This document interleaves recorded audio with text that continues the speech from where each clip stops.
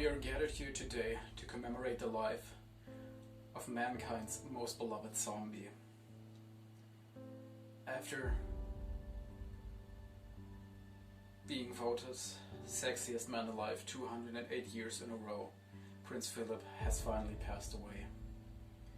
It is a dark day for all of us, but in dark times like these, we cannot forget to look at the light that is in this world. There are other ways to obtain immortality, and we will look at them today. But before we do that, I would like to give the word to the High Priest of Eldritch Horrors, because while we have lost a wonderful ghoul, the Dog Lords have lost one of their strongest vessels.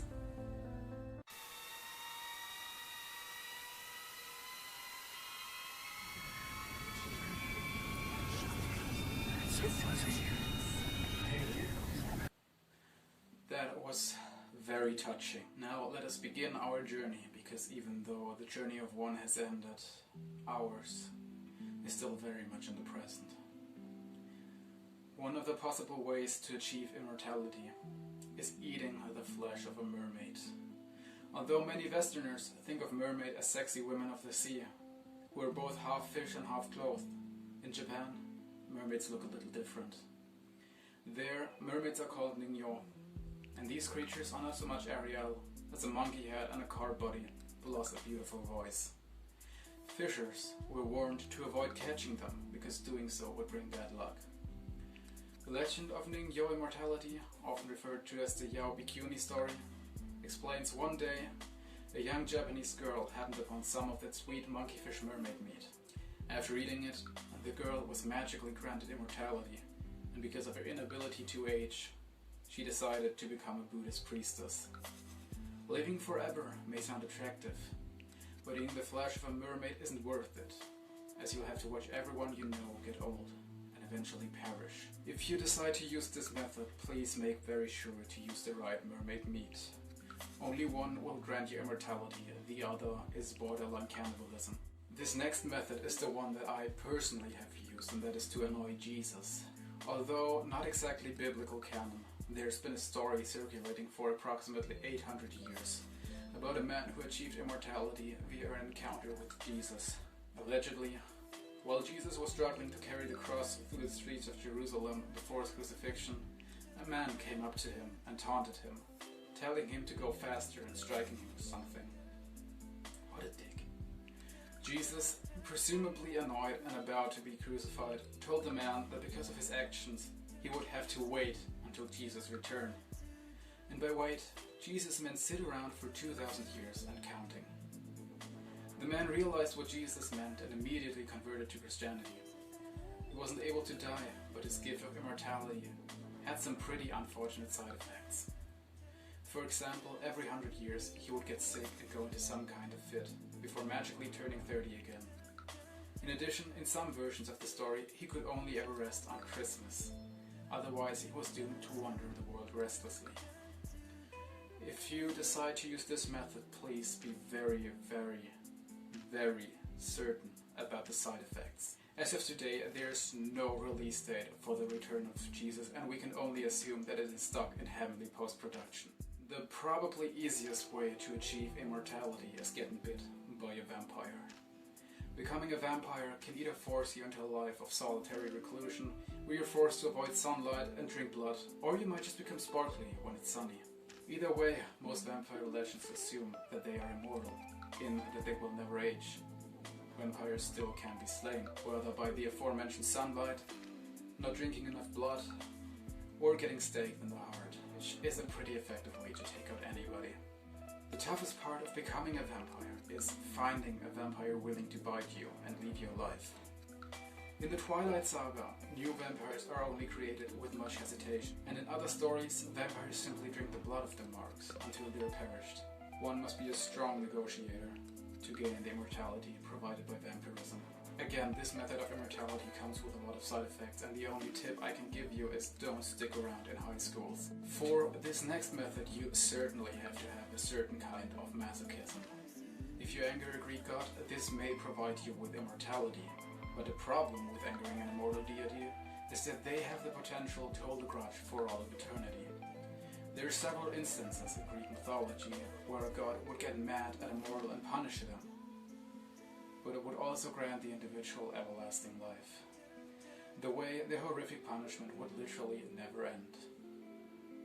One example of this was when Sisyphus, a normal mortal king, angered pretty much all of the gods by being something of a know-it-all. He would often attempt to trick or barter with gods instead of bowing to them, and eventually they cursed him to live forever in Hades, and tasked him with rolling a huge boulder up a hill.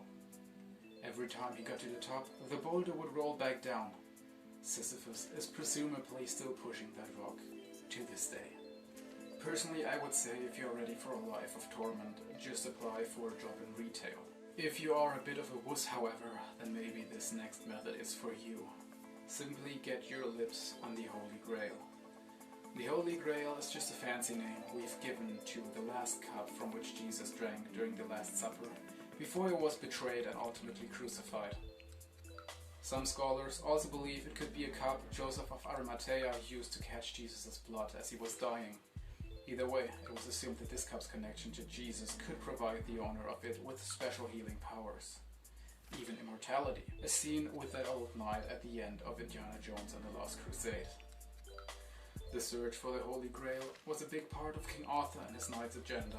It was believed that only the purest of souls can touch it, so Kota, I believe this is definitely for you. There don't appear to be any major side effects from the cup other than needing to stay pure for all eternity. But if you've got a Reddit account, that is given anyway. However, if you value your life of sin and debauchery, maybe you could just drink some ambrosia. Whereas most cultures' gods are immortal because they're, gods. Greek gods actually required a specific drink to maintain their immortality. Whenever they had downtime, the Greek gods notoriously consumed food or drink called ambrosia. The drink reportedly tasted like honey and was delivered to them by doves. We are not sure what exactly was in this drink, but I'm sure we will find out someday. Occasionally, the gods even shared their gift of immortality with mortals who particularly impressed them. For example, Heracles drank some Athena gave him, and Tydeus was going to get some until he was caught eating literal human brains. As she found out, Athena decided maybe that guy shouldn't be allowed to live forever. In my opinion, that is a very wise decision. If you're just looking for a nice time out, why not discover the Fountain of Youth?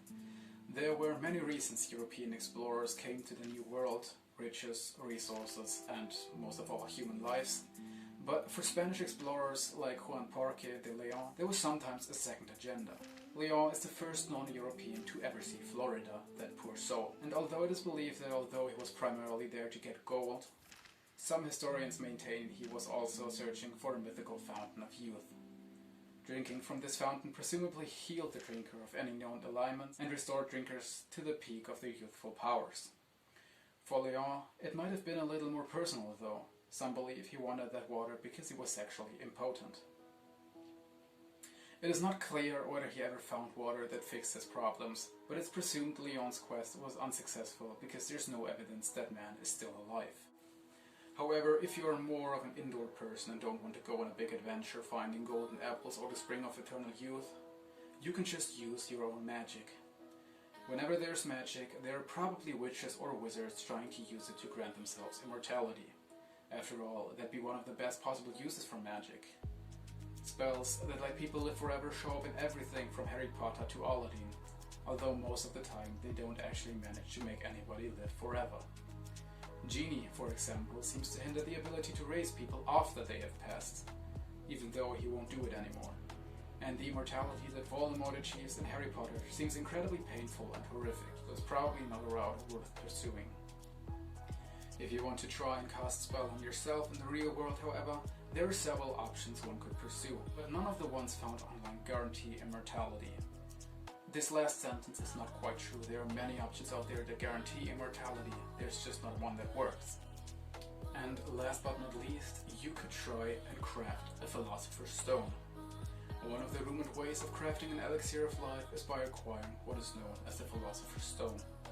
Americans may not realize it, but the first Harry Potter novel was actually called Harry Potter and the Philosopher's Stone in the UK. The reason that Voldemort kept going after that stone was because he thought it could help him craft an elixir elixir of life that will allow him to become fully alive again. It's long been believed that a Philosopher's Stone could be made out of some ordinary substance that exists everywhere. It just isn't recognized for what it is. If we could ever unlock the secrets of the stone, we should be able to unlock the secrets to immortality. Alternatively, it may happen that the Philosopher's Stone simply turns your piss into gold. If you're willing to take that risk, however, it may be well worth it. And with that, I will end today's broadcast. Make sure to share this video with your friends, because being the only immortal will become very, very lonely.